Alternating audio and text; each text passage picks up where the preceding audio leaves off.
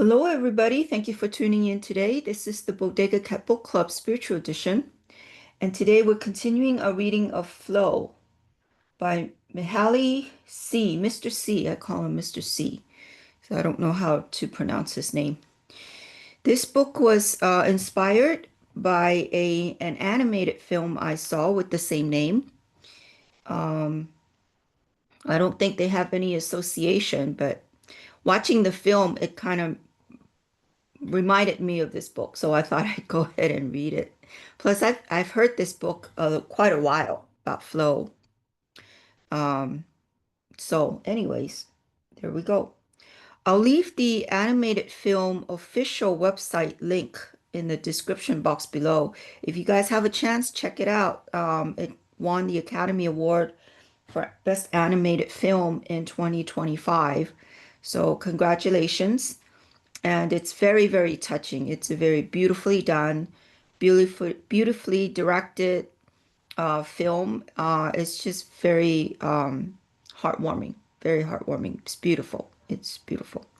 I think it's streaming right now at Amazon Prime. I'm not sure. So, but you could, it's not in the theaters anymore, I don't think. But you guys can check it out wherever it may be streaming at. So I hope you guys enjoy it. Okay, so let's start. This will be chapter 8. We'll be reading chapter 8, and this is part 3. And as you can see, there's certain areas where I highlight it with a yellow highlighter. That means there's a footnote in the back, which we will read as well. Oops. Okay. Oops. Ah. Trying to find my way from last time. So let me move the camera in a little bit. You guys can follow along if you have a book. If not, you can follow with us here. And check out our other book clubs as well. We have Mondays, this is Spiritual Book Club. We also have a health book club that meets on Wednesday, every Wednesday, and financial book clubs on Thursday. And check out our website, check out our center, check out our merch.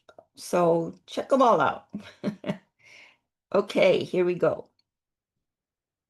Teenagers are physiologically mature beings ripe for sexual reproduction.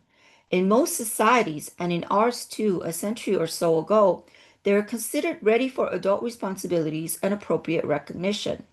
Because our present social arrangements, however, do not provide adequate challenges for the skills teenagers have, they must discover opportunities for action outside those sanctioned by adults. The only outlets they find all too often are vandalism, delinquency, drugs, and recreational sex. Under existing conditions, it is very difficult for parents to compensate for the poverty of opportunities in the culture at large. In this respect, families living in the richest suburbs are barely better off than families living in the slums. What can a strong, vital, intelligent 15-year-old do in your typical suburb? If you consider that question, you will probably conclude that what is available is either too artificial or too simple and not exciting enough to catch a teenager's imagination. It is not surprising that athletics are so important in suburban schools. Compared to the alternatives, they provide some of the most concrete chances to exercise and display one's skills. Another way, just a side note, another way to do it is to pack the teenagers, um, what do you call it, schedule so packed full that, he or she doesn't have any time to do any of that vandalism and drugs and all that stuff.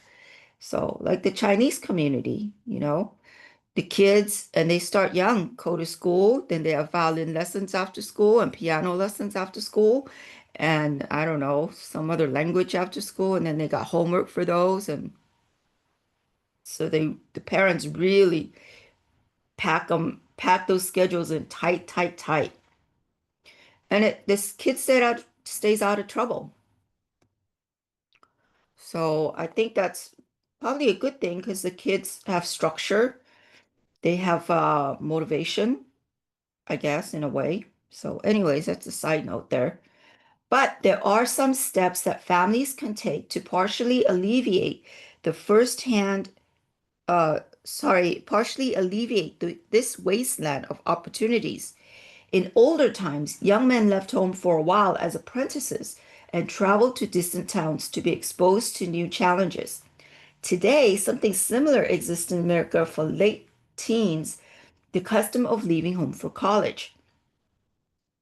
The problem remains with this period of puberty, roughly the 5 years between 12 and 17.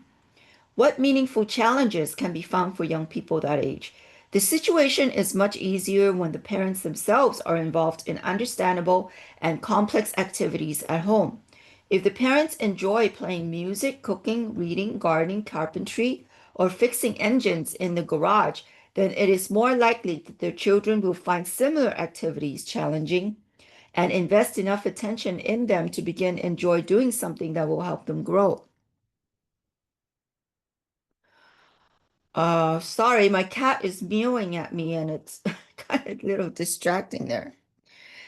He's been real clingy lately, waiting for me to sit in my chair so he could sit on my lap. I don't know if you hear him or not. Maybe, maybe not, but anyways, that's what he's doing. That's what's happening in the background. If parents just talked more about their ideals and dreams, even if these had been frustrated, the children might develop the ambition needed to break through the complacency of their present selves. If nothing else, discussing one's job or the thoughts and events of the day and treating children as young adults as friends help to socialize them into thoughtful adults. But if the father spends all his free time at home vegetating in front of the TV set with a glass of alcohol in his hand, children will naturally assume that adults are boring people who don't know how to have fun and will turn to the peer group for enjoyment. One reason why I don't have a TV in my house and I don't have alcohol in my house.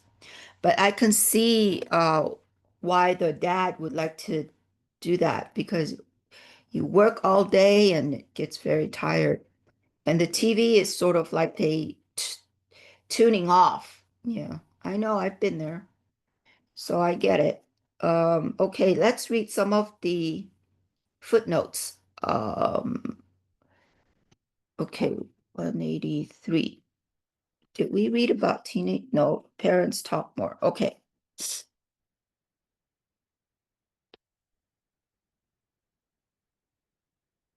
Here we go. Suburban teenagers. The anthropologist Jules Henry, 1965, gave a profoundly insightful description of what growing up in suburban communities entailed a generation ago. More recently, Schwartz, 1987, compared six Midwestern communities in terms of what opportunities they gave adolescents for experiencing freedom and self-respect, and found striking differences from one community to the next, which suggests that sweeping generalizations about what is involved in being a teenager in our society might not be very accurate. If parents talked more. In one study of adolescents at a very good suburban high school, we found that although teenagers spent 12.7% of their waking time with parents, time alone with fathers amounted to an average of only 5 minutes a day, half of which was spent watching television together. Mr. C. and Larson, 1984, page 73. It is difficult to imagine how any deep communication of values can occur in such short periods. It might be true that it is quality time that counts, but after a certain point, quantity has the bearing on quality. It's not easy being a parent. Maybe that's why I'm never a parent. Well, I'm a pet parent now, so that's a little different. Okay, in poorer communities, youth gangs provide plenty of real challenges for boys. Fights, acts of bravado, and ritual displays, such as motorcycle gang parades, match the youth skills with concrete opportunities. In affluent suburbs, not even this arena for action is available to teenagers. Most activities, including school, recreation, and employment, are under adult control and leave little room for the youth's initiative. Lacking any meaningful outlet for their skills and creativity, they may turn to redundant partying, joyriding, malicious gossiping, or drugs and narcissistic introspection to prove to themselves that they are alive. Consciously or not, many young girls feel that becoming pregnant is the only really adult thing they can do, despite its dangers and unpleasant circumstances.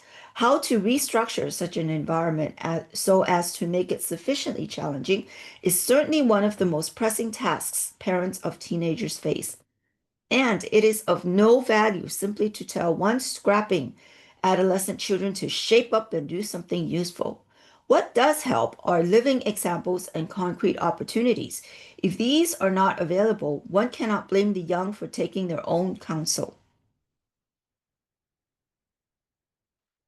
Okay, uh,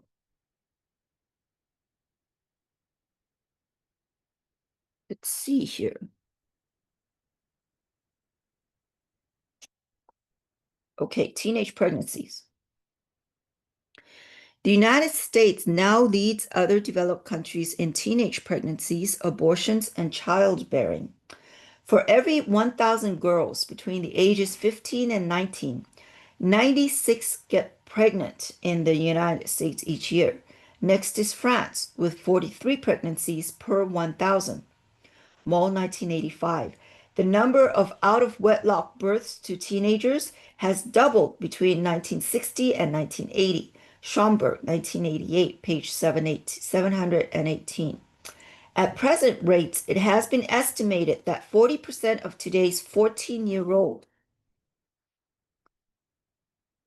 girls would become pregnant at least once before they turn 20. Wallace et al., 1985. I'm going to go ahead and read the next footnote, even though I don't think we've read it yet in the paragraphs, but anyways, it's here.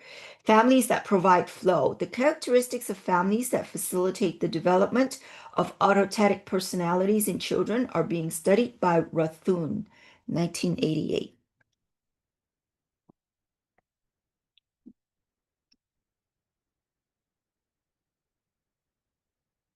Some of the tensions of teenage life can be eased if the family provides a sense of acceptance, control, and self-confidence to the adolescent. A relationship that has these dimensions is one in which people trust one another and feel totally accepted. One does not have to worry constantly about being liked, being popular, or living up to others' expectations. As the popular saying goes, love means never having to say, I'm sorry. Home is where you're always welcome. Being assured of one's worth in the eyes of one's kin gives a person the strength to take chances. Excessive conformity is usually caused by fear of disapproval. It is much easier for a person to try developing her potential if she knows that no matter what happens, she has a life of emotional base in the family. Unconditional acceptance is especially important to children. If parents threaten to withdraw their love from a child when he fails to measure up, the child's natural playfulness will be gradually replaced by chronic anxiety. However, if the child feels that his parents are unconditionally committed to welfare, his welfare, he can then relax and explore the world without fear. Otherwise, he has to allocate psychic energy to his own protection, thereby reducing the amount he can freely dispose of. Every emotional security may well be one of the conditions that helps develop an autotatic personality in children. Without this, it is difficult to let go of the self long enough to experience flow. Love without strings attached does not mean, of course, that relationships should have no standards, no punishment for breaking the rules. When there is no risk attached to transgressing rules, they become meaningless. And without meaningful rules, an activity cannot be enjoyable. Children must know that parents expect certain things from them and that specific consequences will follow if they don't obey. But they must also recognize that no matter what happens, the parent's concern for them is not in question.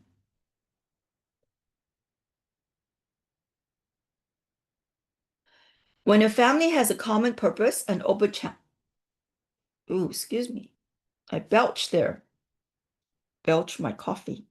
When a family has a common purpose and open channels of communication, when it provides gradually expanding opportunities for action in a setting of trust, then life in it becomes an enjoyable flow activity.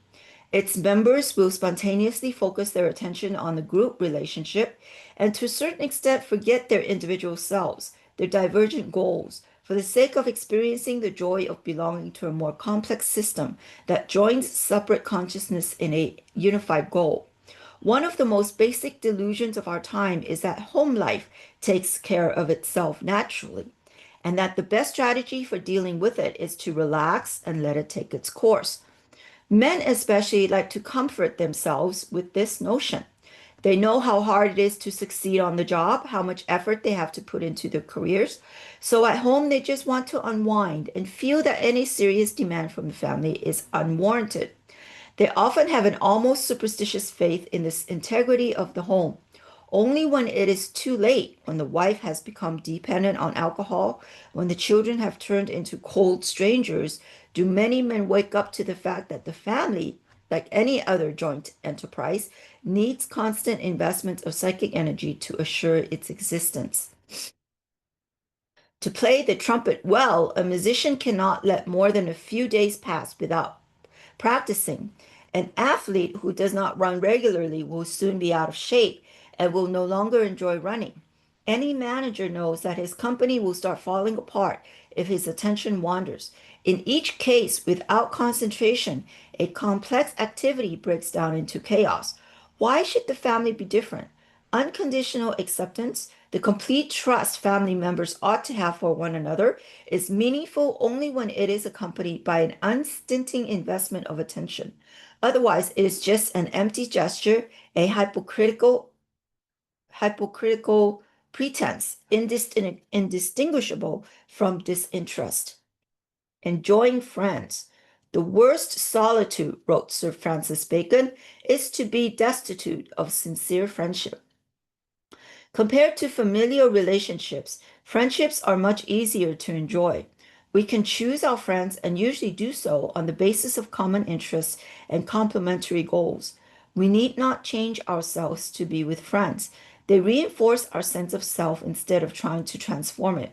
While at home, there are many boring things we have to accept, like taking out the garbage or raking up leaves. With friends, we can concentrate on things that are fun.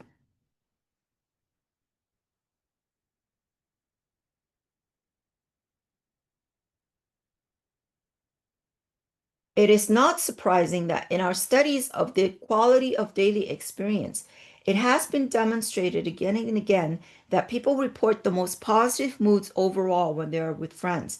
This is not only true of teenagers, young adults also are happier with friends than with anyone else, including their spouses. Even retirees are happier when they're with friends than when they are with their spouses or families. Because a relationship usually involves common goals and common activities, it is, quote, naturally enjoyable. But like any other activity, this relationship can take a variety of forms, ranging from the destructive to the highly complex. When a friendship is primarily a way of validating one's own insecure sense of self, it will give pleasure, but it will not be enjoyable in our sense, that of fostering growth. For instance, the institution of quote drinking buddies, so prevalent in small communities all over the world, is a pleasant way for adult males to get together with men they have known all their lives. In the congenial atmosphere of tavern, pub, osteria, beer hall, tea room, or coffee shop, they grind the day away playing cards, darts, or checkers while arguing and teasing one another. Meanwhile, everyone feels his existence validated by the reciprocal attention paid to one another's ideas and idiosyncrasies. This type of interaction keeps at bay the disorganization that solitude brings to the passive mind, but without stimulating much growth. It is rather like a collective form of television watching, and although it is more complex in that it requires participation. Its actions and phrases tend to be rigidly scripted and highly predictable.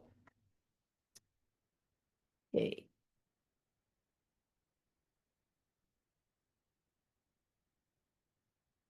All right.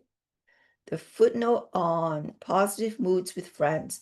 When teenagers are with friends, they report very significantly higher levels of happiness, self-esteem, strength, and motivation, but lower levels of concentration and cognitive efficiency than they report in any other social context. Mr. C. and Larson, 1984.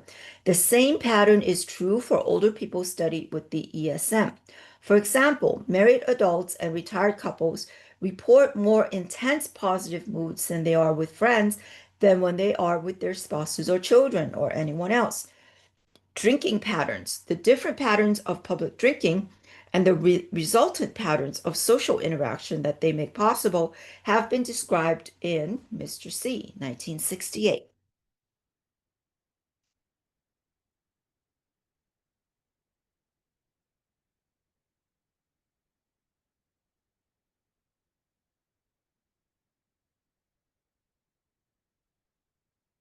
Socializing of this kind mimics friendship relations, but it provides few of the benefits of the real thing.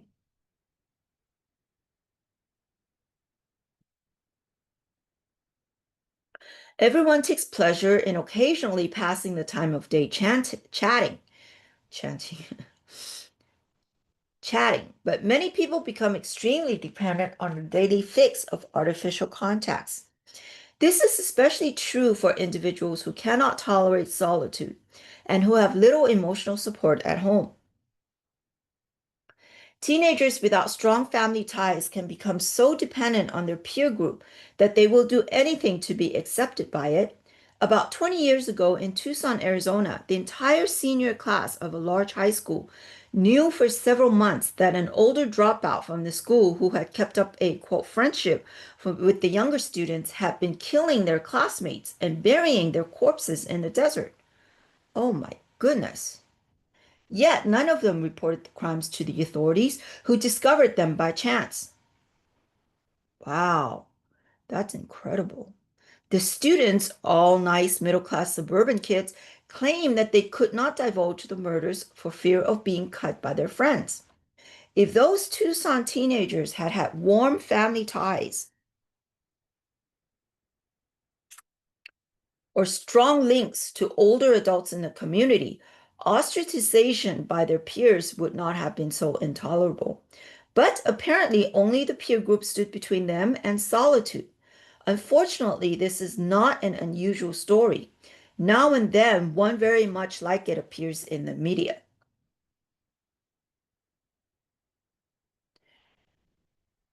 If the young person feels accepted and cared for at home, however, dependence on the group is lessened, and the teenager can learn to be in control of his relationships with peers. Christopher, who at 15 was a rather shy, quiet boy with glasses and few friends, felt close enough to his parents to explain that he was tired of being left out of the cliques in school and had decided to become more popular. To do so, Chris outlined a carefully planned strategy. He was to buy contact lenses, wear only fashionable, i.e., funky clothes, learn about the latest music and teenage fads, and highlight his hair with a blonde dye. I want to see if I can change my personality, he said, and spent many days in front of the mirror practicing a laid back demeanor and a goofy smile. This methodical approach, supported by his parents' conclusion, worked well. By the end of the year, he was being invited into the best cliques, and the following year, he won the part of Conrad Birdie in the school musical. Because he identified with the part of the rock star so well, he became the heartthrob of middle school girls who taped his picture inside their lockers.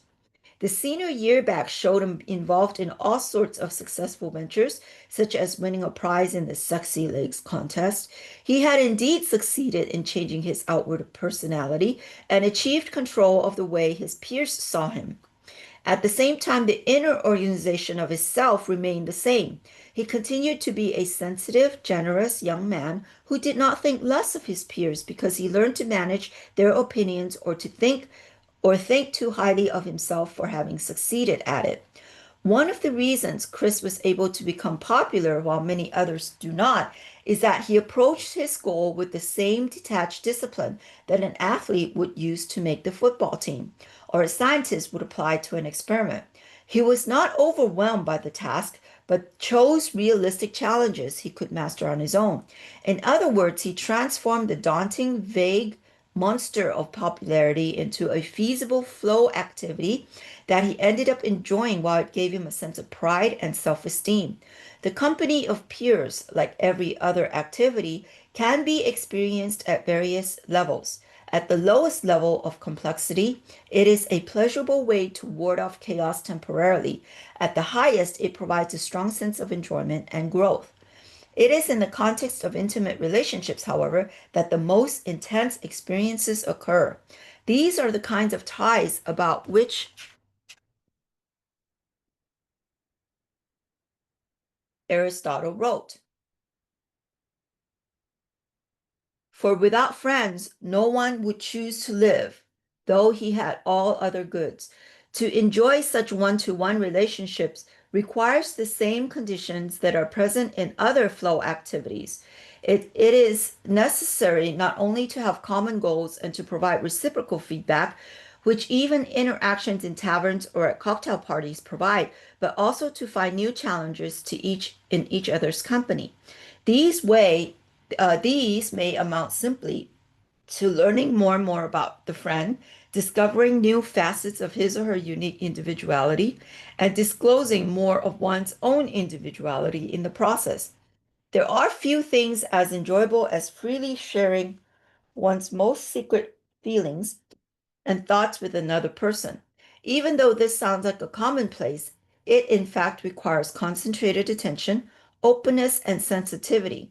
In practice, this degree of investment of psychic energy in a friendship is unfortunately rare.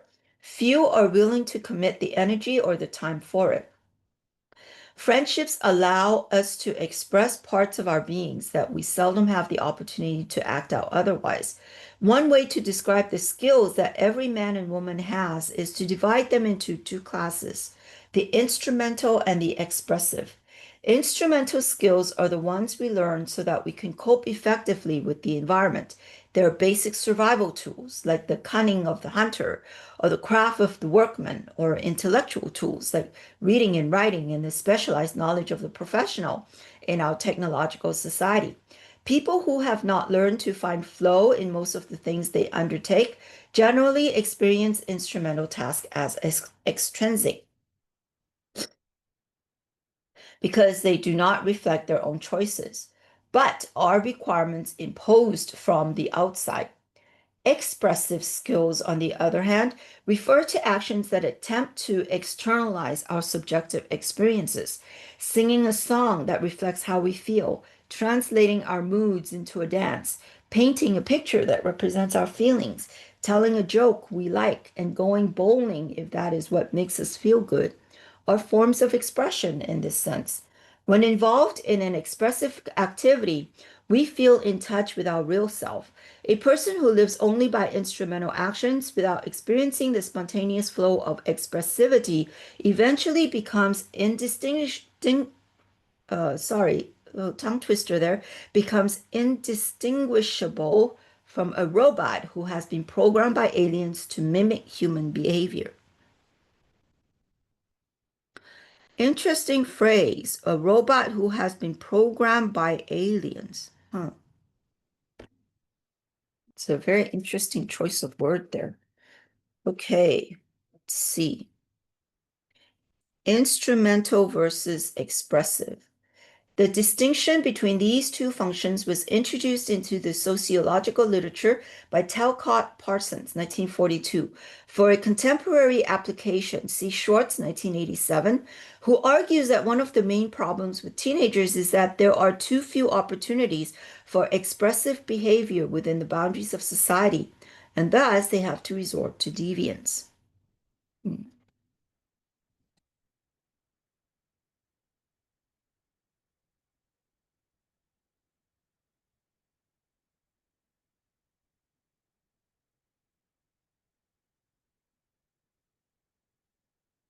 In the course of normal life, there are few opportunities to experience the feeling of wholeness expressivity provides. At work, one must behave according to the expectations for one's role and be a competent mechanic, a sober judge, a deferent waiter. At home, one has to be a caring mother or a respectful son. And in between, on the bus or at the subway, one has to turn an impassive face to the world. It is only with friends that most people feel they can let their hair down and be themselves. Because we choose friends who share our ultimate goals, these are the people with whom we can sing, dance, share jokes, or go bowling. It is in the company of friends that we can most clearly experience the freedom of the self and learn who we really are. The ideal of a modern marriage is to have one's spouse as a friend. In previous times, when marriages were arranged for the mutual convenience of families, this was considered an impossibility. But now that there are fewer extrinsic pressures to get married, many people claim that their best friend is their spouse. Friendship is not enjoyable unless we take up its expressive challenges. If a person surrounds himself with friends who simply reaffirm his public persona, who never question his dreams and desires, who never force him to try out new ways of being, he misses out on the opportunities friendships presents. A true friend is someone we can occasionally be crazy with, someone who does not expect us to be always true to form. It is someone who shares our goals or of self-realization and therefore is willing to share the risks that any increase in complexity entails. While families provide primarily emotional protection, friendships usually involve mysterious novelty. When people are asked about their warmest memories, they usually remember holidays and vacations spent with relatives. Friends are mentioned more often in contexts of excitement and discovery and adventure. Unfortunately, few people nowadays are able to maintain friendships into adulthood. We are too mobile, too specialized and narrow in our professional interests to cultivate enduring relationships. We're lucky if we can hold a family together, let alone maintain a circle of friends. It is a constant surprise to hear successful adults, especially men, managers of large companies, brilliant lawyers and doctors, speak about how isolated and lonely their lives have become. They recall with tears in their eyes the good buddies they used to have in middle school, even in high school, sometimes in college. All those friends have been left behind, and even should they now meet again, they would probably have very little in common, other than a few bittersweet memories. Just as with the family, people believe that friendships happen naturally, and if they fail, there is nothing to be done about it but feel sorry for oneself. In adolescence, when so many interests are shared with others and one has great stretches of free time to invest in a relationship, making friends might seem like a spontaneous process. But later in life,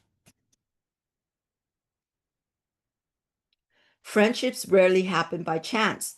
One must cultivate them as assiduously as one must cultivate a job or a family. A wider community. A person is part of a family or a friendship to the extent he invests psychic energy in goals shared with other people. In the same way, one can belong to larger interpersonal systems by subscribing to the aspirations of a community, an ethnic group, a political party, or a nation.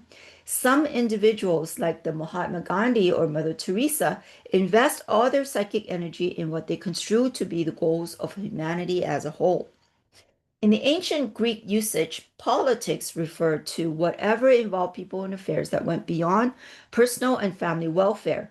In this broad sense, politics can be one of the most enjoyable and most complex activities available to the individual. For the larger the social arena one moves in, the greater the challenges it presents.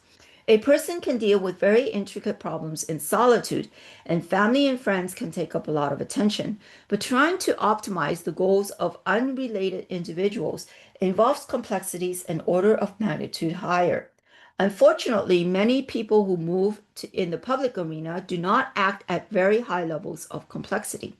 Politicians tend to seek power, philanthropists, fame, and would be saints often seek to prove how righteous they are. These goals are not so hard to achieve. They're all egocentric or egoic, isn't it? Seek power, that's the ego. Fame, philanthropist seeks fame, that's the ego. Would be saints seek to prove how righteous they are, that's the ego. They're all egoic. These goals are not so hard to achieve provided one invests enough energy in them. The greater challenge is not only to benefit oneself, but to help others in the process. I think it should be the other way around. You should, the challenge is to help others first, and then the benefit to oneself is like a byproduct or a side effect, whatever you call it, probably byproduct. Yeah.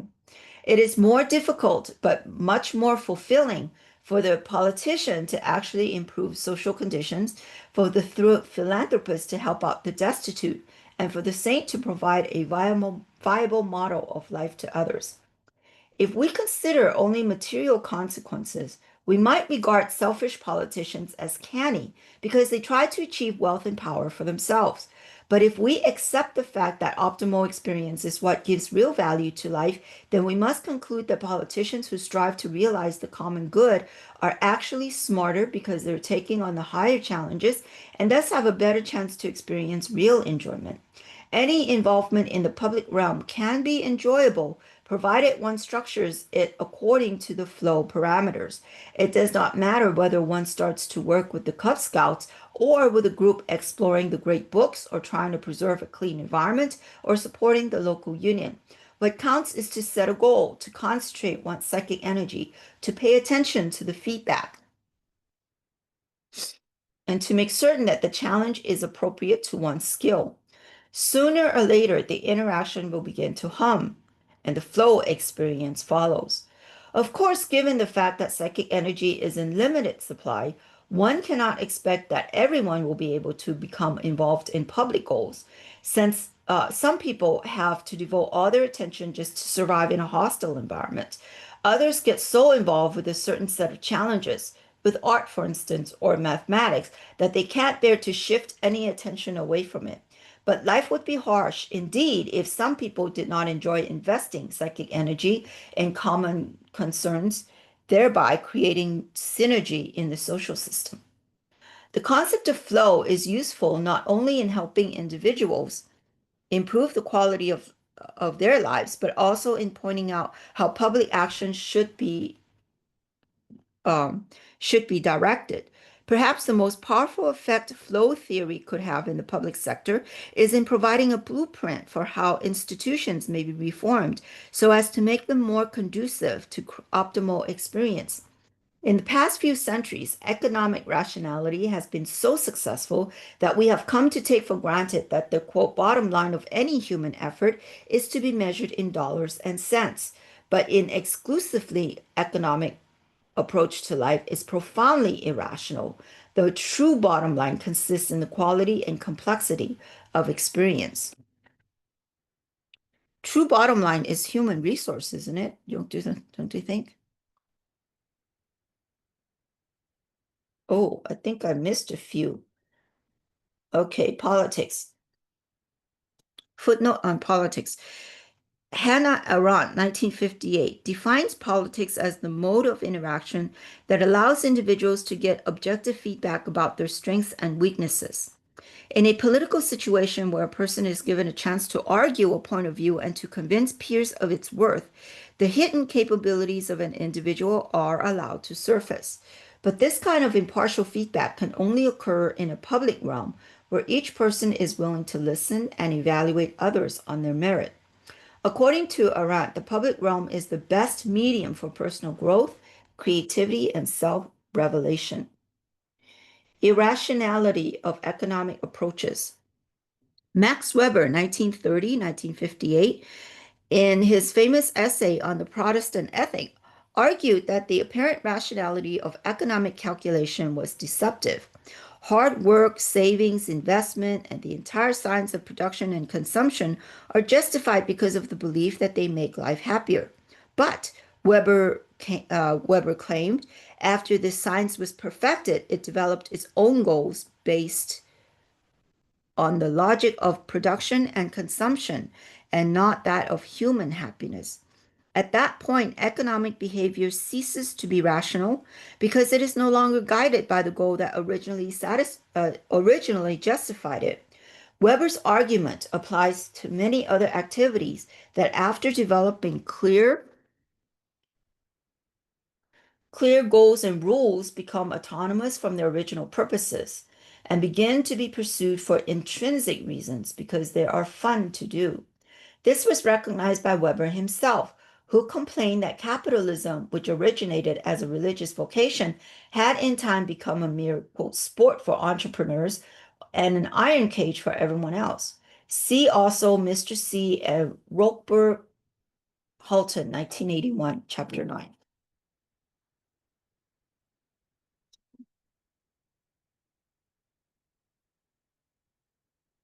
A community should be judged good, not because it is technologically advanced or swimming in material riches. It is good if it offers people a chance to enjoy as many aspects of their lives as possible, while allowing them to develop their potential in the pursuit of ever greater challenges. Similarly, similarly, the value of a school does not depend on its prestige or its ability to train students to face up to the necessities of life, but rather on the degree of the enjoyment of lifelong learning it can transmit.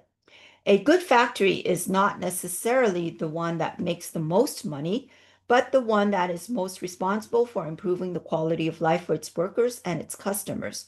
And the true function of politics is not to make people more affluent, safe, or powerful, but to let as many as possible enjoy an increasingly complex existence. But no social change can come about until the consciousness of individuals is changed first. When a young man asked Carlyle how he should go about reforming the world, Carlyle answered, "Reform yourself. That way there will be one less rascal in the world." The advice is still valid.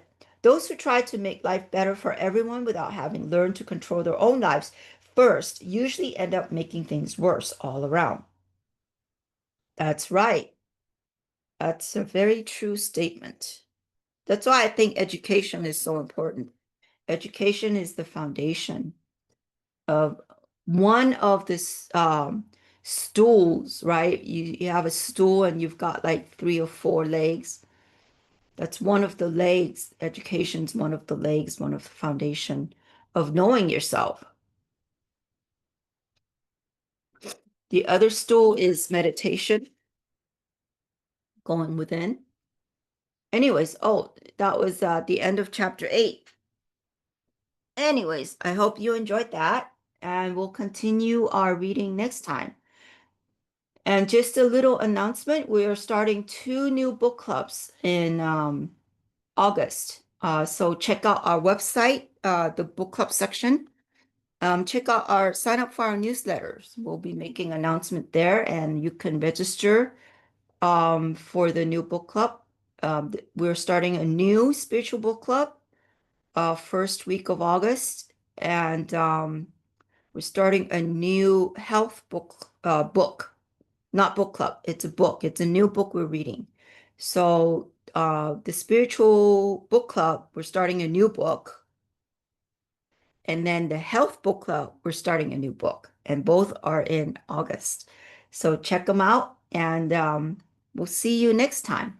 Hope you guys all have a great day. Bye-bye now.